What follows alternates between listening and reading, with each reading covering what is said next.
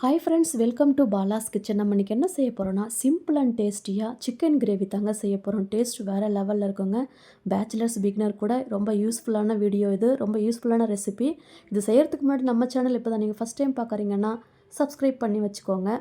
பக்கத்தில் இருக்கிற பெல் ஐக்கானையும் அப்படியே ப்ரெஸ் பண்ணி வச்சுக்கோங்க. அப்போ தான் நான் போடுற வீடியோ உடனுக்குடன் நோட்டிஃபிகேஷனாக வருங்க.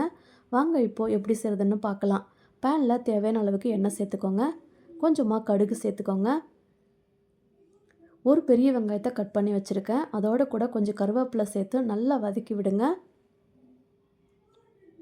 வெங்காயம் நல்லா வதங்கி வந்த பின்ன ஒரு ஸ்பூன் இஞ்சி பூண்டு பேஸ்ட்டு சேர்த்துக்கோங்க. இஞ்சி பூண்டு பேஸ்ட் நல்லா பச்சை வாசனை போகிற அளவுக்கு அதையும் வதக்கி விடுங்க. நல்லா வதங்கி வரட்டும். இப்போ நான் 2 தக்காளி கட் பண்ணி வச்சுருக்கேன். அதோட கூட 2 பச்சை மிளகாவும் கட் பண்ணி வச்சுருக்கேன். அதையும் சேர்த்துக்கோங்க. தக்காளி வதங்க உப்பு கொஞ்சம் சேர்த்துக்கோங்க. இது நல்லா மிக்ஸ் பண்ணி விட்டு ஒரு 2 நிமிஷம் அப்படியே மூடி வச்சுருங்க. 2 நிமிஷத்துக்கு அப்புறமா ஓப்பன் பண்ணி பார்க்கலாம். பாருங்கள், தக்காளிலாம் நல்லா வதங்கி வந்துடுச்சு. இந்த ஸ்டேஜில் நம்ம 1/4 ஸ்பூன் மஞ்சப்பொடி, 1 spoon chicken masala, 1 spoon chilli powder சேர்த்துக்கோங்க. சேர்த்து விட்டு நல்லா வதக்கி விடுங்க. இப்போ வாஷ் பண்ணி வச்சுருக்கேன் 1/2 kg சிக்கனை உள்ளே சேர்த்துட்டு சிக்கனுக்கு தேவையான அளவுக்கு உப்பு சேர்த்துக்கோங்க. உப்பு சேர்த்து விட்டு நல்லா மிக்ஸ் பண்ணி விடுங்க. மசாலா நல்லா மிக்ஸ் ஆகி வரட்டும். இப்போ இது ஒரு 5 நிமிஷம் அப்படியே மூடி போட்டுடுங்க. 5 நிமிஷத்துக்கு அப்புறமா ஓப்பன் பண்ணி பார்க்கலாம். மறுபடியும் நல்லா கலரி விடுங்க. திரும்ப ஒரு 2 நிமிஷம் அப்படியே மூடி வச்சுருங்க.